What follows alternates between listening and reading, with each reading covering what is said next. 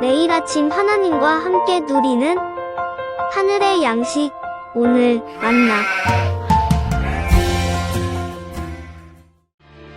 다윗이 이스라엘에서 뽑은 무리 3만 명을 다시 모으고 다윗이 일어나 자기와 함께 있는 모든 사람과 더불어 바알레 유다로 가서 거기서 하나님의 궤를 메어오려 하니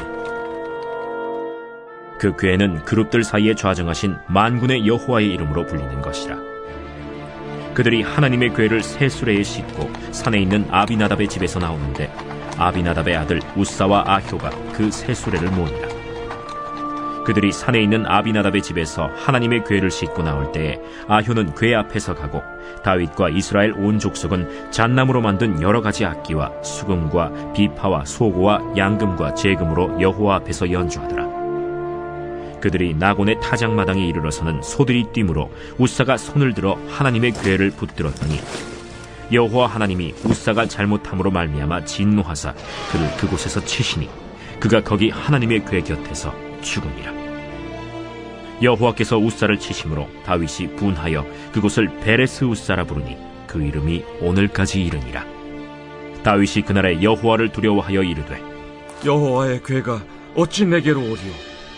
하고 다윗이 여호와의 궤를 옮겨 다윗성 자기에게로 메어가기를 즐겨하지 아니하고 가드 사람 오벳 에돔의 집으로 메어간지라.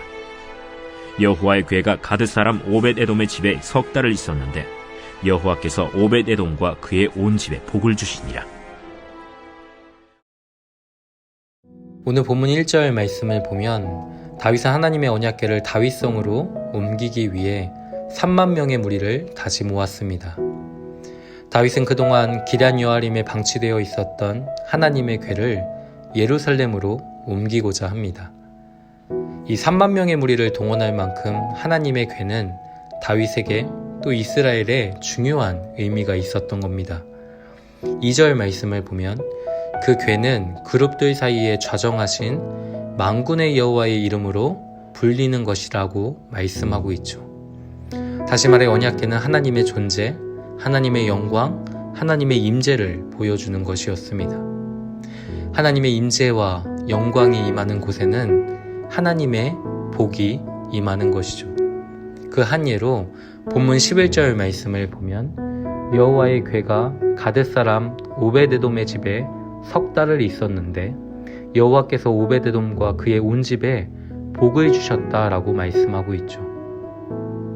다윗은 이스라엘을 지탱할 수 있는 그 힘이 자신의 용맹함과 탁월함에 있지 않음을 알고 있었습니다.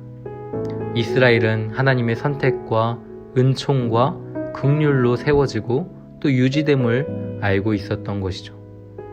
이스라엘 가운데 좌정하시는 만군의 여호와가 인정하지 않으면 다윗의 왕국은 무너질 수밖에 없는 겁니다. 그렇기에 다윗은 하나님을 만나는 일, 하나님과의 사귐 속에 임하는 하나님의 영광을 사모했던 것이죠. 언약궤는 하나님을 만날 수 있는 통로였습니다. 하나님의 임재 가운데 임하는 하나님의 영광을 다윗은 보고 싶었던 것이죠. 하나님의 능력과 지혜와 긍휼과 사랑이 자신의 삶에 그리고 이스라엘 가운데 임하기를 다윗은 간절히 바라고 있었던 겁니다. 하나님의 궤를 옮겨오고자 하는 이러한 다윗의 모습 속에서 우리는 하나님의 영광을 향한 다윗의 열심을 보게 되는 것이죠. 그러면 우리의 열심은 무엇입니까? 우리는 무엇에 집중하고 있습니까? 우리의 이 모든 에너지를 지금 어디에 쏟고 있습니까? 가난한 마음으로 하나님의 은혜를 간구하는 일에 열심을 낼 수 있기를 소망합니다. 계속해서 3절 말씀을 보면 다윗은 하나님의 궤를 새 수레에 싣고 산에 위치했던 아비나답의 집에서 나오고자 합니다. 그런데 여기서 한 가지 이상한 점을 발견할 수 있습니다. 하나님의 궤는 새 수레에 실어서는 안 된다라는 것이죠. 민수기 4장과 7장의 기록을 보면 고앗 자손들이 하나님의 궤를 어깨로 메어 운반할 수 있도록 명하셨기 때문입니다. 하지만 다윗은 이러한 사실을 잊고 있었습니다. 하나님의 임재가 이스라엘 가운데 머물며 하나님의 영광이 이스라엘 가운데 떠나지 않기를 바라는 마음으로 하나님의 그 궤를 옮기고자 했지만 그 속에서 하나님의 규례를 따르지는 않았습니다. 역대상 15장의 말씀을 보면 훗날 다윗이 하나님의 궤를 다시 옮길 그 준비를 할 때에 오늘 본문에서 일어났던 그 일들을 회상하며 이렇게 이야기하는 것을 볼 수 있습니다.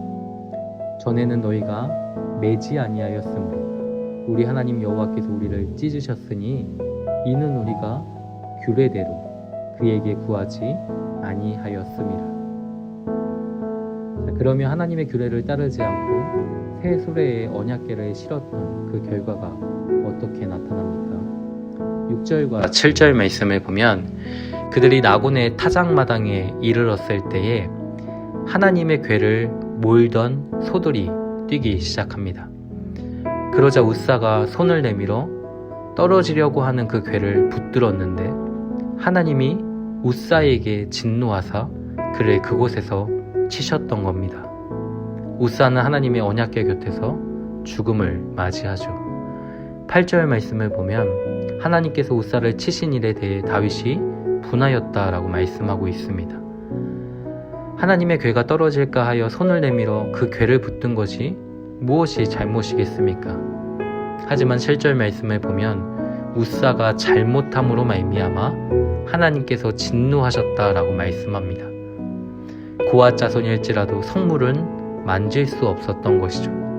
웃사가 하나님의 궤에 손을 댄 것은 법궤에 대한 하나님의 규례를 어긴 것이었습니다. 하나님의 궤를 옮기고자 했던 다윗의 마음이 무엇인지 우리는 분명히 알고 있지만 하나님의 말씀을 따르지 않는 그 열심이 얼마나 참담한 결과를 낳게 되는지 우리는 오늘 본문을 통해서 확인할 수 있게 되는 것이죠. 아무리 화려함으로 수를 놓아도 하나님의 말씀대로 행하지 않는 그 열심은 실패일 수밖에 없습니다. 하나님은 이 일을 통해 우리에게 분명하게 말씀하시죠. 사람의 뜻대로 세워진 나라는 이내 무너지고 맙니다. 하나님의 임재 가운데 머무는 길만이 또 하나님의 말씀을 따라 살아가는 삶만이 하나님의 은혜를 유지하는 유일한 길입니다.